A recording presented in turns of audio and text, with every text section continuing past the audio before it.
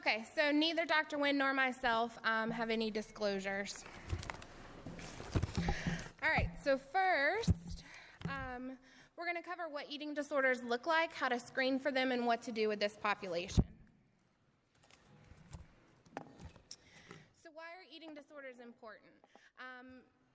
Patients meeting criteria for anorexia nervosa are more likely to attempt and complete suicide compared to the general population. They have a lower life expectancy overall and are more likely to die within 4 years of their diagnosis.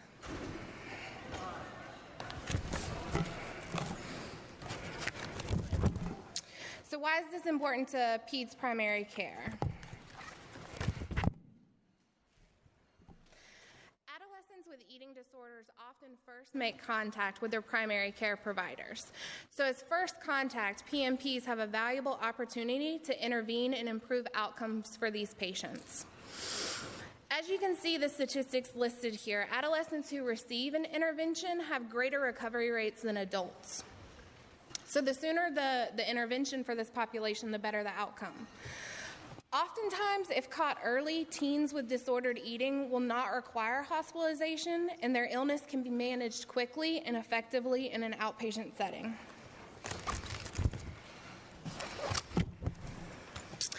So many of you guys know that the DSM-5 was released in 2013. A number of psych providers are still in transition from the TR4 to the 5. This slide has the DSM criteria listed for anorexia nervosa. So I have the 4 TR is listed on my right, and then the DSM-5 criteria is listed on my left. So I'm going to highlight a couple of the significant differences for you guys. So one thing is that in the DSM-4 TR, minimal body weight is clearly defined as less than 85% of the expected or ideal weight. Whereas in the 5, the criteria states significantly low weight is defined as a weight that's less than minimally normal for children or adolescents or less than minimally expected. However, in the DSM-5, you can apply a severity specifier ranging from mild, which is a BMI of greater than 17, to extreme, which is a BMI of less than 15. Another important piece I wanted to mention is that in the DSM-TR4, the criteria of amenorrhea for 3 consecutive cycles is present. However, in the 5, they did away with this. So here's the picture of a patient who's clearly anorexic. We included this. It's a little bit shocking, but just to kind of illustrate to you guys that we do see patients with BMIs of 13 and 14, and it's not all that uncommon. So here, transitioning from anorexia to bulimia, I have the DSM listed. Again, the 4 TR is on the right, and the 5 is listed on the left. So one of the main differences is in the DSM-5, there's the inclusion of partial or full remission criteria. This allows for us to document a diagnosis in our patients that have a history of the illness but are not currently meeting the DSM criteria. The DSM-5 also provides specifiers related to severity of illness. You can provide a number of inappropriate compensatory behaviors. So this allows you to get pretty specific with the number of times per week that a patient might be binge purging or even using laxatives. So we don't have a slide for eating disorder NOS, but I wanted to mention it briefly. The DSM-4 TR had a diagnosis of eating disorder not otherwise specified. This was kind of like a catch-all for our patients that met some criteria but not enough to get anorexia or bulimia. In the DSM-5, they altered this category to other specified feeding or eating disorders, and then they have a list of 6 optional specifiers. So these include atypical anorexia nervosa, bulimia nervosa, binge eating disorder, purging disorder, night eating syndrome, and avoidant restrictive food intake disorder. So clinical presentation, what are you guys going to see in your practices? So often patients with disordered eating will attempt to hide their patterns of eating or their disordered eating behaviors. In the beginning stages, they may have few physical complaints. However, these tend to increase as their illness progresses. So here are some of the common warning signs you guys might see. I'm just going to highlight a few for you. So one of the big things to be tuned into is social media posts. So as you see on the slide, I have the Pro-Anna or the Pro-Mia website. So anything, if they're posting that or visiting on those sites, that's definitely a red flag. Also, any new focus on organic, vegan, or vegetarian practices. The important part to this is if it's new, if it's something that kind of came out of nowhere and they're pretty strict, or get upset if you don't allow them to kind of adhere to their new food practices. And then here's also another picture. Clearly this patient is suffering from anorexia, but this kind of illustrates how even though she's pretty thin, she still has a pretty distorted image of herself.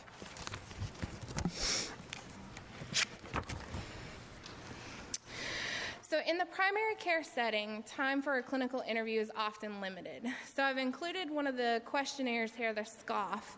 This is a fast and easy to use tool that assesses for possible eating disorder habits. So a yes to any of these questions would warrant further investigation or follow-up. I also have listed a link at the bottom of the slide, www.mybodyscreening.org. This directs the user to a handful of questionnaires that assess for eating disorder. So one of the good things about this site is it will give the user a rating of at risk, not at risk, or extreme risk, and then also provides follow-up referral resources for local to the user. So an example, if someone in Florida takes this test or this quiz questionnaire, it may direct them to the UF eating disorder program if they're screened for at risk.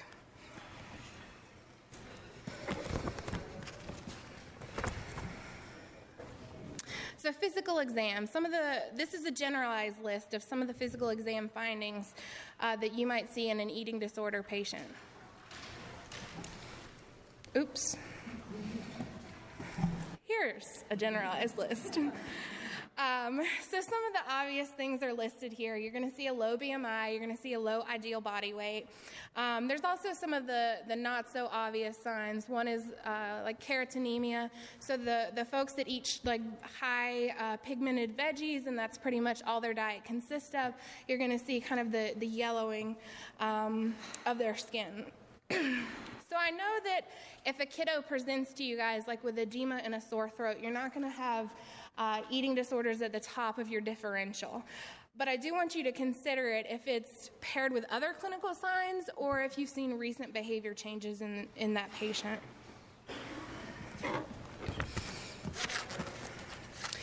So we're going to talk a little bit now. As anorexia nervosa progresses in your patients, you're going to see a little more kind of medical complication stuff pop up. So some of the complications of starvation. Cardiac complications. So after suicide, cardiac complications are the leading cause of death in this population. Cardiac concerns are due to the electrolyte imbalances in combination with a weakened heart. So obtaining an EKG is important for baseline and continuing to monitor the QTC. So QTC is important for this group, A, because anorexia does lead to lengthening of the QTC, but also select psychotropic medications that we use in this population can also contribute to a lengthening of the QTC. This group is also at a high risk for orthostatic hypotension. So getting orthostatic vital signs and monitoring that throughout your treatment is also an important component.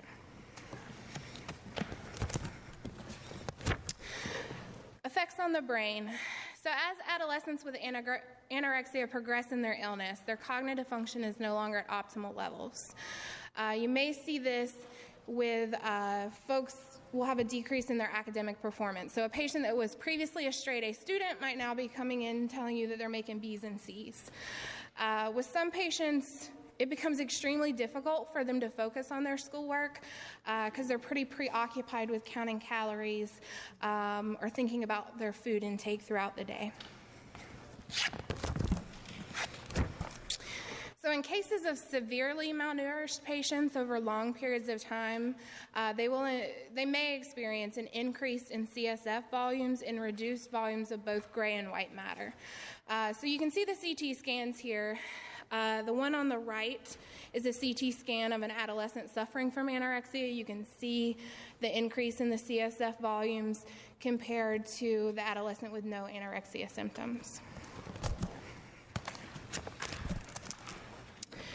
GI complaints. So a large percentage of eating disorder patients will complain of nausea, constipation, or even stomach discomfort. These patients may also experience delayed gastric emptying and be diagnosed with gastroparesis. So this is why we use Reglan off-label, targeting symptoms of fullness and the delayed gastric emptying. So also listed here is an elevation of AST and ALT. This is commonly seen in our anorexic patients. For the most part, these lab values will return to normal once caloric intake and weight is restored. So something to monitor, but like I said, it'll return to normal once you get their weight up.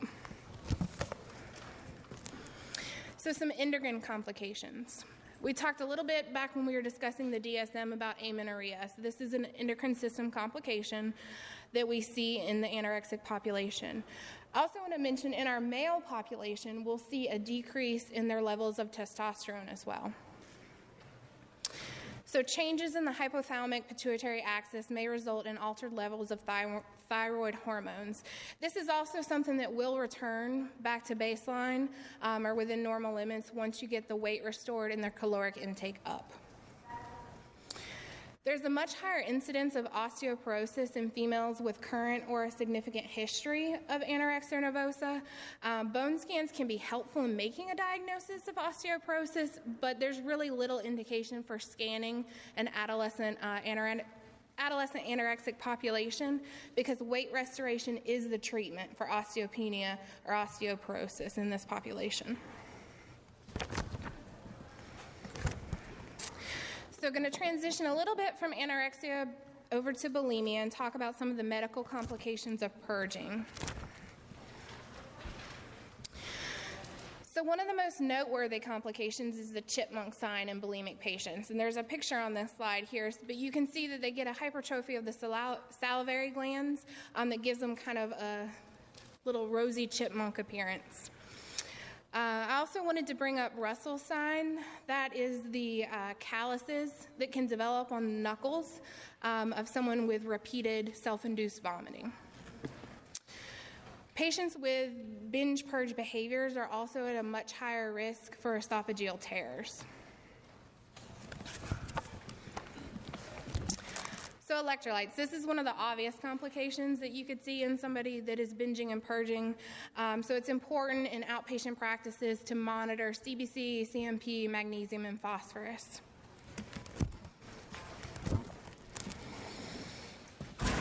So electrolyte imbalances are all definitely worsened by the misuse of laxatives and diuretics.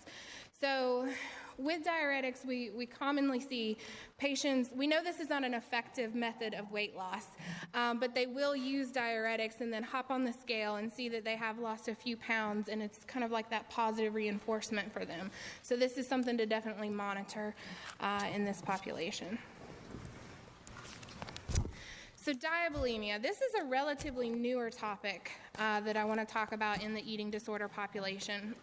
These are patients that are diagnosed with type 1 diabetes, and in combination with binge eating, they will modify or withhold their insulin dosing with the goal of weight loss. So they put their bodies into ketoacidosis and will experience rapid weight loss, but we know that this puts them at a much higher risk for complications related to diabetes. So now I'm going to turn the presentation over to Dr. Nguyen, who's going to talk about the treatment of eating disorders.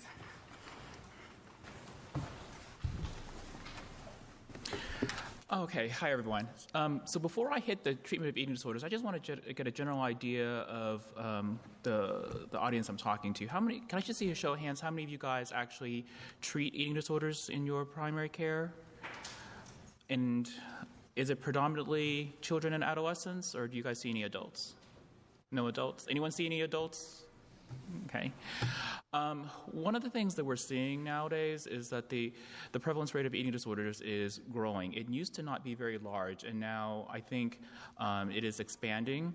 The rate of male to female used to be 10 to 1, and now the rate of adolescent of eating disorders in the male population is also growing as well.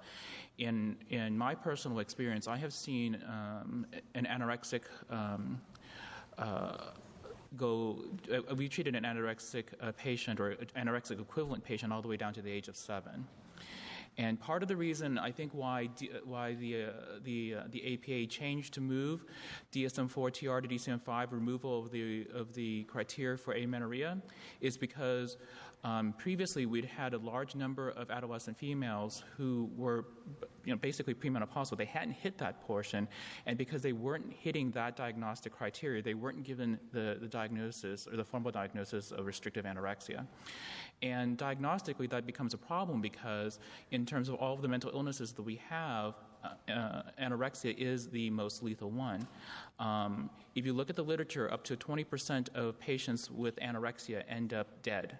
Half of that is from the actual medical complications of the binge purge type of the restrictive anorexic, and the other half of it is from suicide. And so I'm going to talk off of some of the stuff is not on the slides because I thought maybe I'd add just a little bit because this is a primary care audience.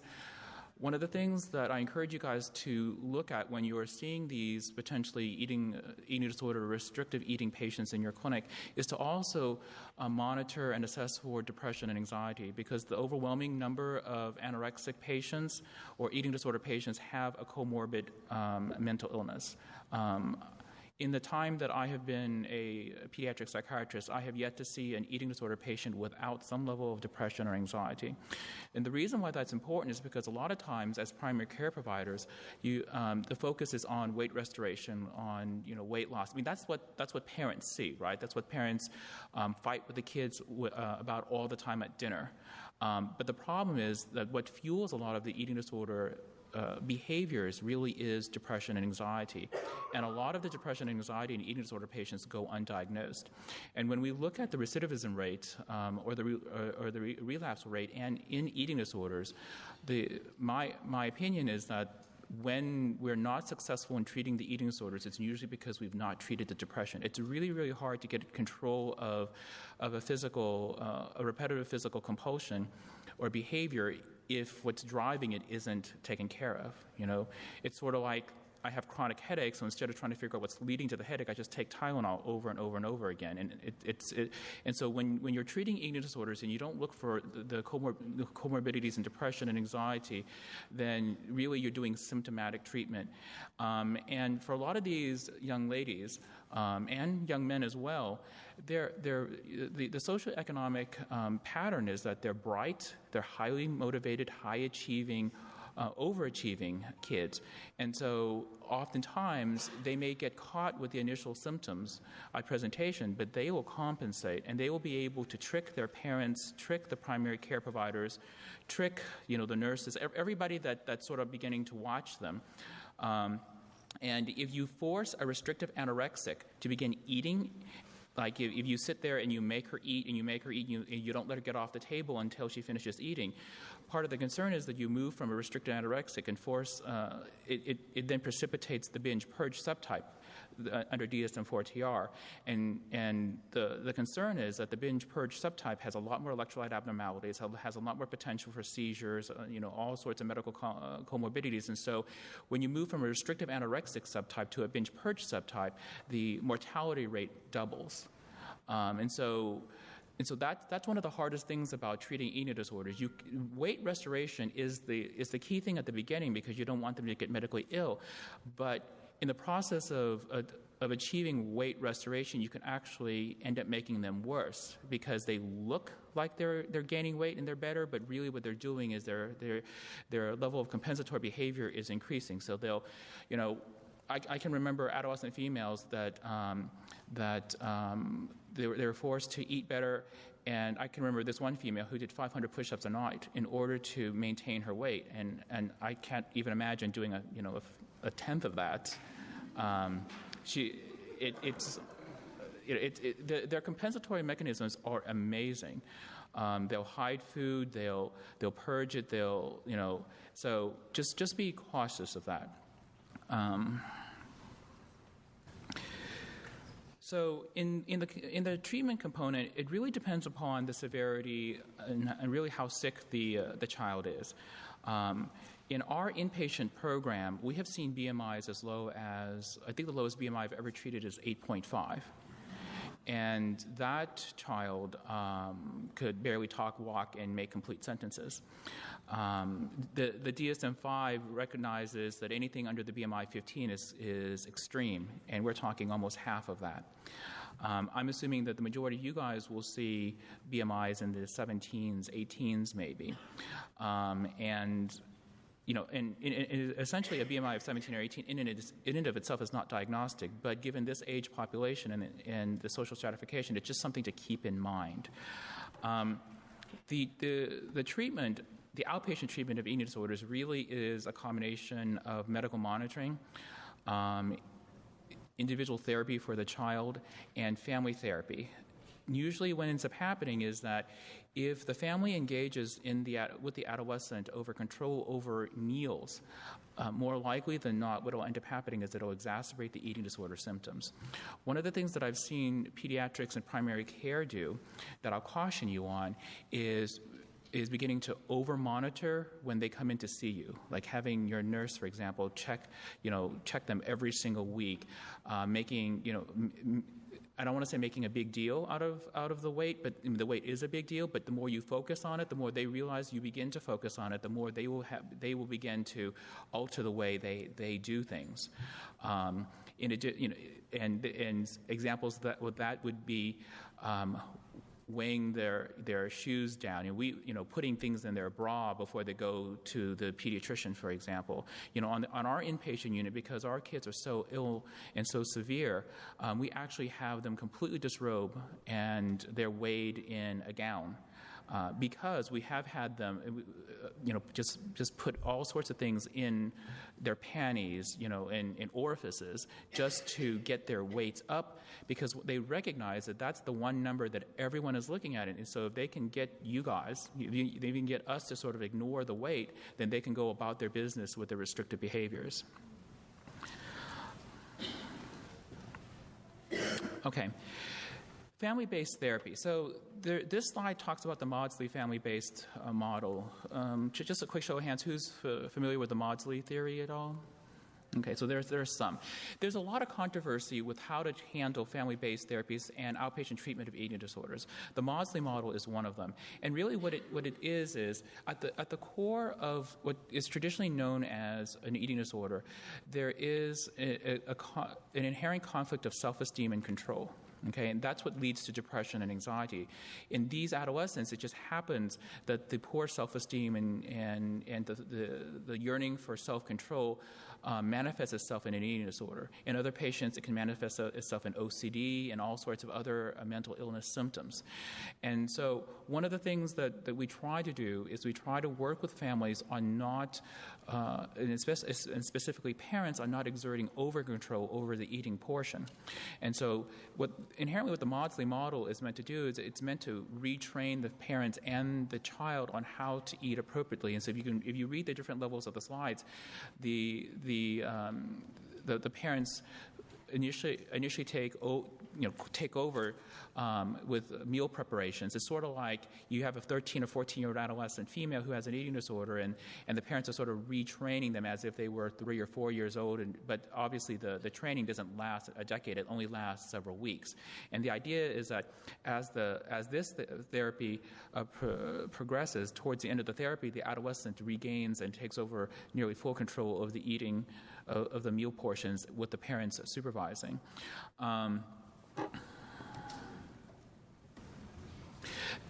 The bottom line with any kind of family-based therapy really is what I consider to be a combination of directive therapy for the adolescent as well as parent skills training and family-based therapy. And really the object of family therapy in eating disorder patients is to allow the parents to really it's to allow the adolescent to grow up.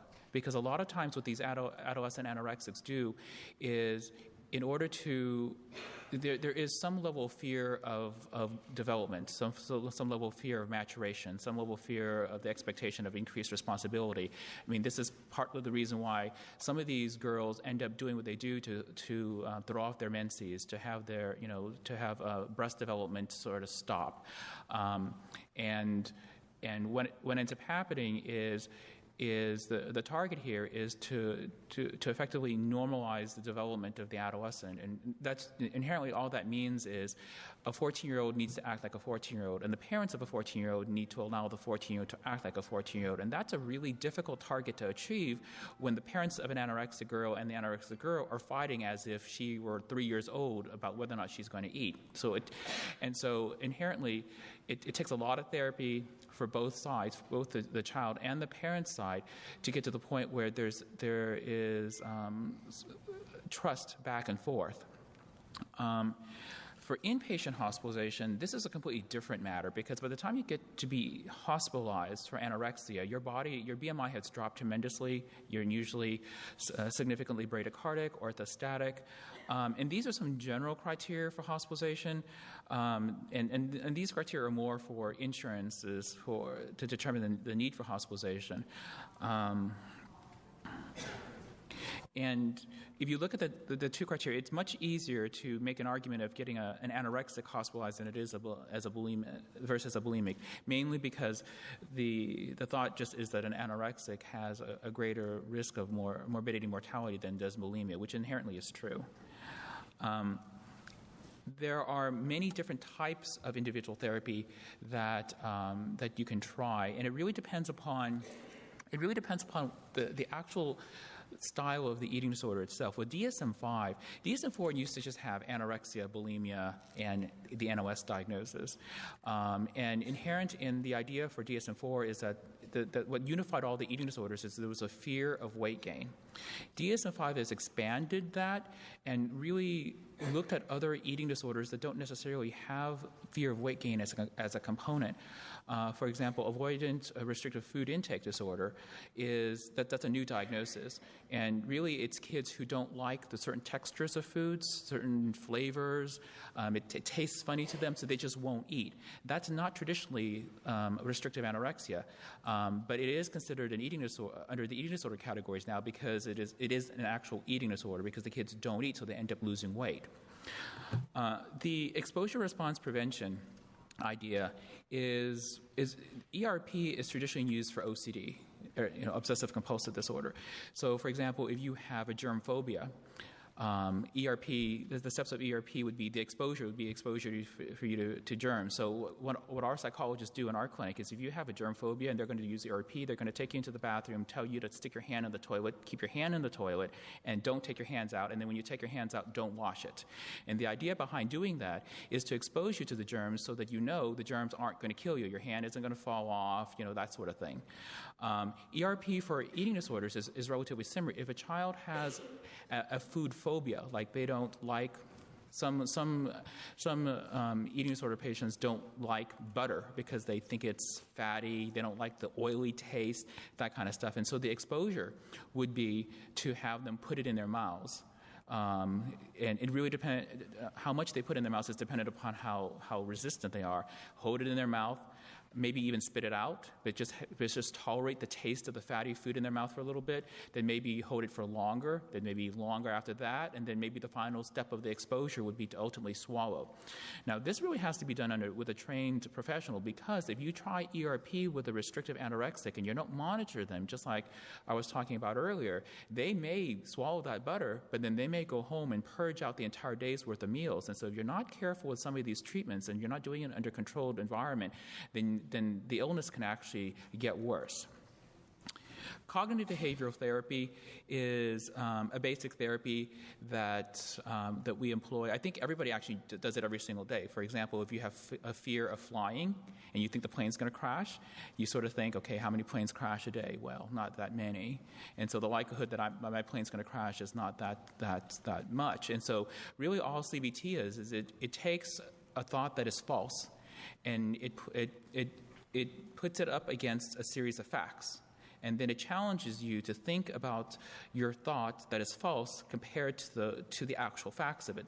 And that's how a lot of people who have fears of flying get over some of their fear of flying, because that's how we end up saying flying actually is much safer than driving, for example. And so for eating disorders, the CBT would be, is the butter going to make you fat? Well, and then you look at the calories, you look at the calorie count, you look at, a before and after. CBT is not as effective with eating disorders, especially the more severe ones, because their distorted thought about how bad the food is so horrible that you can't really convince them to think any otherwise. And so a lot of times that's why we end up doing exposure and behavioral therapy over just trying to think through it. Dialectical behavior therapy is a therapy that's been around for a very, very long time.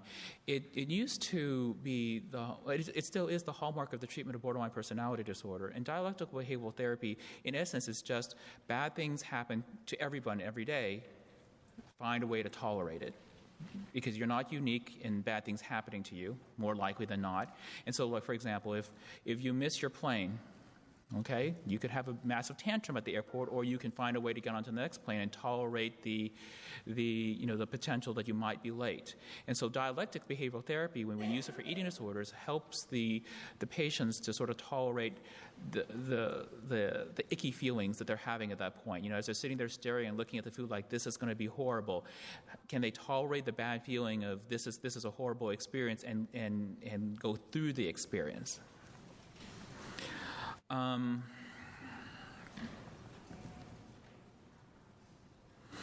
Just real briefly, refeeding syndrome is just something that people need to be mindful of, because I have seen primary care, internal medicine, pediatrics attempt to do weight restoration with kids and go a little too fast. If we're starting with a BMI of 8.5, it took us 4 months to get that kid back to a BMI of about 13, 14. And so I can't really give you a rate of weight gain per week. I think it's very dependent upon the body habitus of the patient as well as the current metabolic state. But the fear with refeeding syndrome is you go way too fast. And that in itself can cause massive abnormalities, just like the original eating disorder does. And so in treating any sort of eating disorder patient, whether inpatient or outpatient, your best friend is a really well-trained nutritionist. And I wouldn't try any of this without having a nutritionist by my side looking at the labs every single day. And for pharmacological treatment, so there is no pharmacological treatment for anorexia. And I just want to say that very clearly, because I've seen many, many different physicians, both in mental health as well as outside mental health, give medications targeting anorexia. Our medications don't work for anorexia, mainly because they're so malnourished that they just don't have the neurotransmitter substrates. So a lot of people end up giving Prozac or Zoloft or something because of they're hopeful it'll help.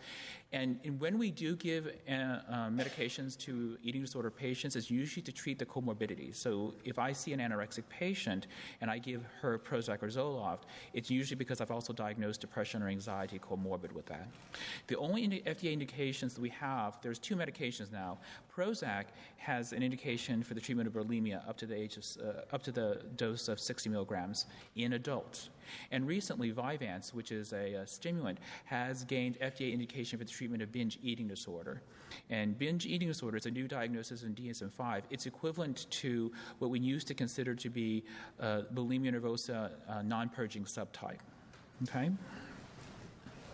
Okay, I think that's the end of that. We have 15 minutes for questions? So I'm just, yeah. What is overeating?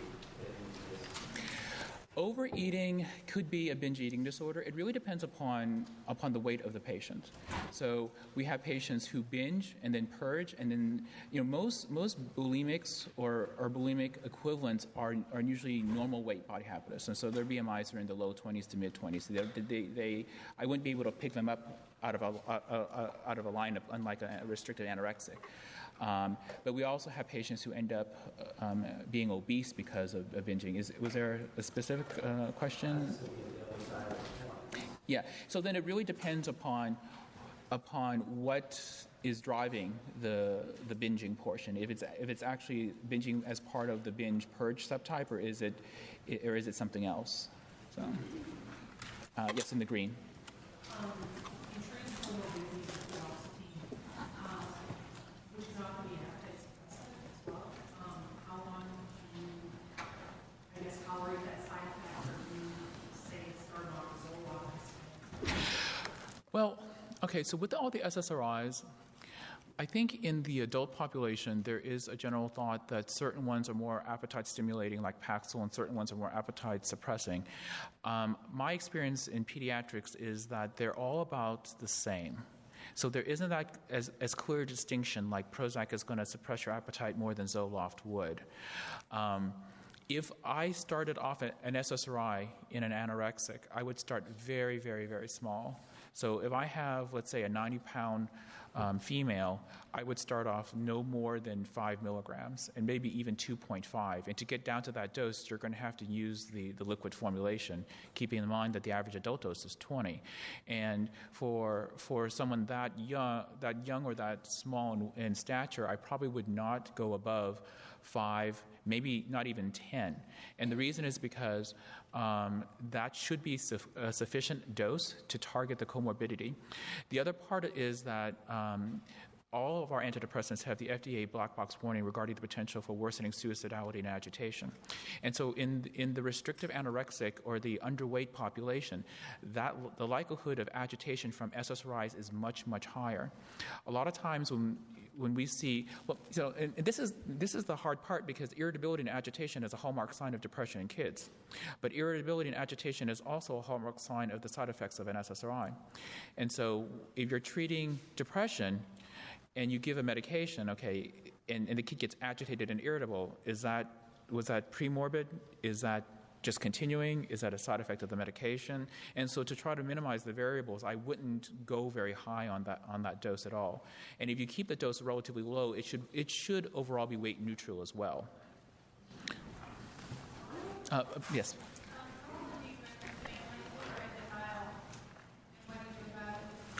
So how often do I run into families in denial? Every single time I turn around. And what was the second part? How do I fix that? I refer to my psychologist. The rate of denial is very high. If you look at the classic literature, and the literature is changing now. The way we look at eating disorders is changing now. Traditionally, it always had been the fault of the parent. And there is still a lot of literature out there that speaks to parental modeling. The way we deal with it really is just the idea of we're all on the same team and we're trying to save your daughter's life, because 1 in 5 of these kids will be dead in a few years. And it is hard because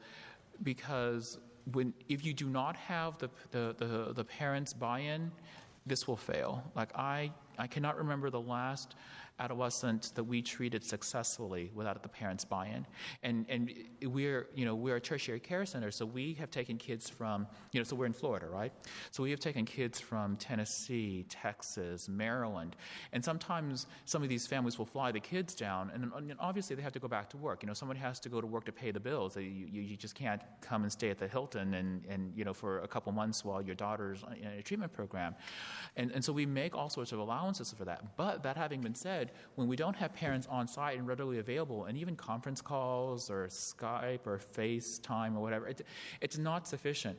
And so what ends up happening is over the course of time, the kids get better, but then they go back to the same environment, and then we see them back next summer. So, a lot of times when the question I get asked is, we have so much time, we have so much money, where should we throw it? And my answer is family therapy.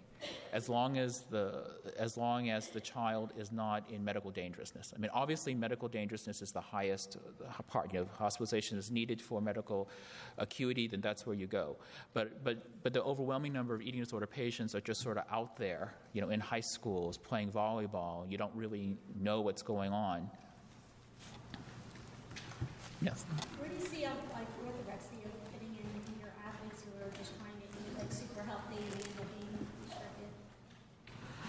That's a good question. I think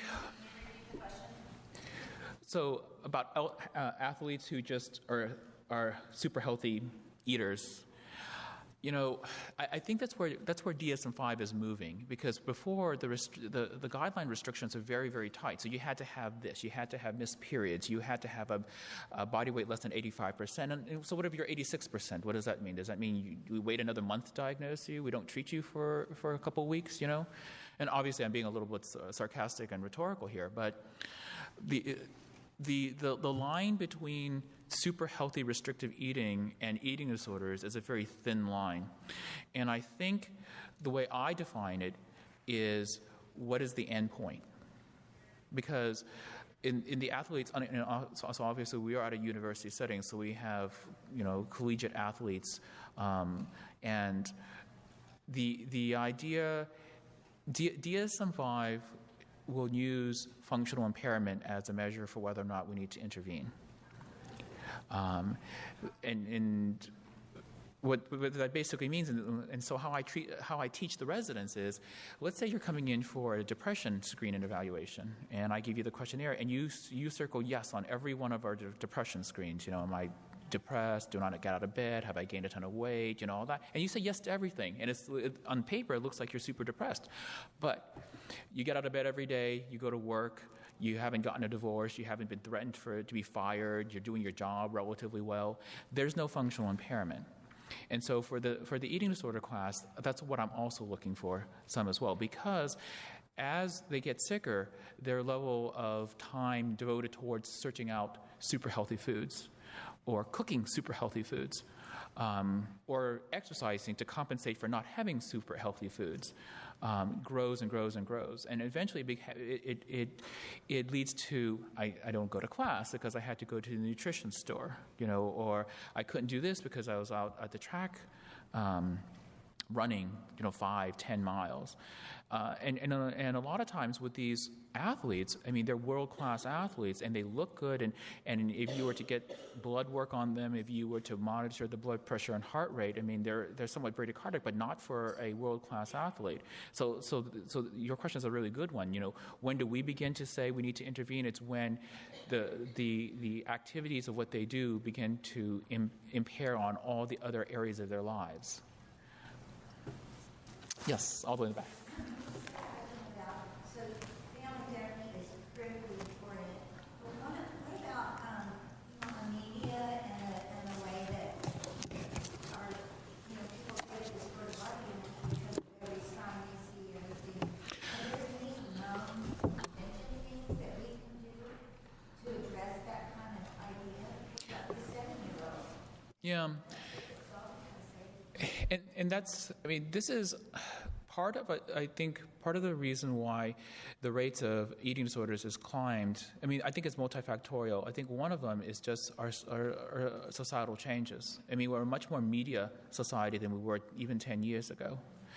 A friend of mine, I was having lunch with a friend of mine last week, and she showed me the latest swimsuit model from Sports Illustrated, and I don't know how many people saw that. I wasn't aware of it, but apparently she's called plus size, and I looked at the picture and I thought, oh my God, she's like minus, and so that is what's out there. I can't imagine that woman was a plus size. The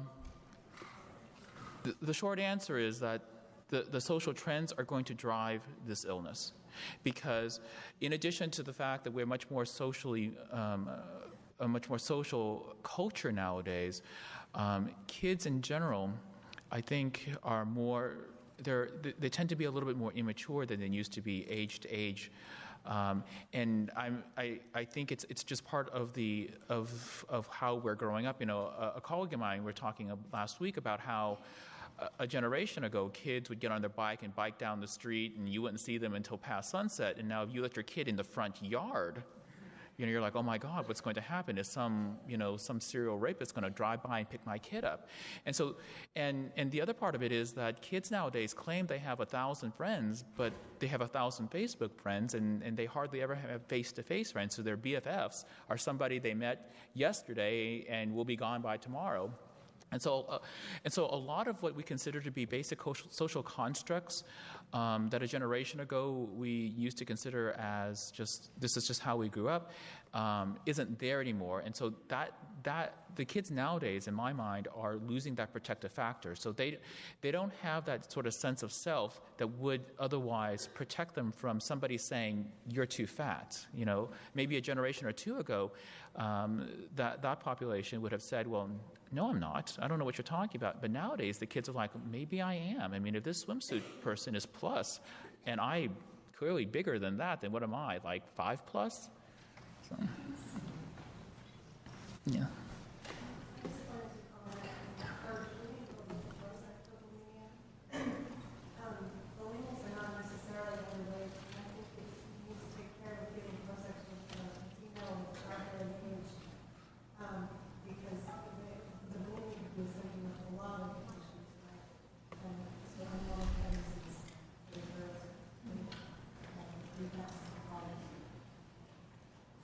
Yeah, that's a good point. Just basically, she said that bulimics are often not underweight. And so as you're giving medications, just be mindful of the fact that many of these women are of childbearing age and the potential side effects of giving medications. Yes, ma'am. Can you speak at all about substance abuse and food and eating disorders? So I work in a residential, and I'm diagnosed with lots of abuse. Yeah. Yeah, the comorbidity of, so the question is substance abuse and eating disorders. The rate of comorbidity with substance abuse and eating disorders is actually pretty high, and it rivals depression and anxiety. I think a lot of times this is an issue of a little bit of the chicken or the egg. What came first, the substance use or the eating disorder use? And by the time that a lot of the adults get to us, it's almost impossible to figure out what came first. But what we have seen is that a lot of these individuals end up having substance use issues in order to compensate for their eating disorder issues. And so they will eat, they will feel guilty about eating, then they will drink a bunch to calm their anxiety down. And then they will realize that they've just consumed so much alcohol, which is so many calories, and then they will purge in order to get all of those calories out. But then once they do that, so it's just this horrible, repetitive trend. And there are almost no, the dual diagnosis treatment programs across the country are usually slant more towards substance use and not eating disorder use. We tried doing dual diagnosis for a little while. It was almost impossible to do because once we controlled the eating disorder patterns, the substance abuse patterns exploded, and we had difficulty doing that. So we had a woman who was hiding Valium in her bra. And we thought she was getting better because she wasn't binging and purging. It just turned out she wasn't binging and purging because she was popping Valiums to calm herself down so that she didn't have to binge and purge. And then when we took the Valium away, then the eating disorder blew out of control because then she had no way to control those feelings. And it's very, very difficult. So our work is going, our therapy is going on substance abuse, but do you think we almost have to have therapy? Well, and the answer is yes. And for a lot of these patients, the same therapy can be used for both sets. The 12 steps, the idea of the DBTs, just sort of like learning how to tolerate difficult situations. I mean, a lot of the therapy, if it's done well, can cross over to both, so they can be used sort of generically for eating disorders or for substance use. And that brings up another good point, because one of the things that we do is we try to do therapy that targets multifactorial, multi-diagnoses. I've seen programs that focus strictly just on one diagnosis, like eating disorders, and they invariably don't do very well because you can get it's just like diabetes. You can hospitalize a kid with diabetes and then get their sugars under control, do all sorts of fabulous things with the insulin. But if you don't control the family structure and you don't control all the other things that come with the diabetes, the second you discharge the kid, like next week he's going to be back in the emergency room nearing ketoacidosis, right? So the same thing is true with the eating disorders. If you focus too exclusively on one diagnosis or another at the exclusion of the other, then whatever the thing that you don't throw enough energy at will eventually fuel the primary to rear its head again. Yes, sir? Do you ever see extreme obesity in children? Yes. Yeah, I think it will. I mean, I have treated. I mean, the most extreme case I have treated is an adolescent male. 550 pounds, something like that.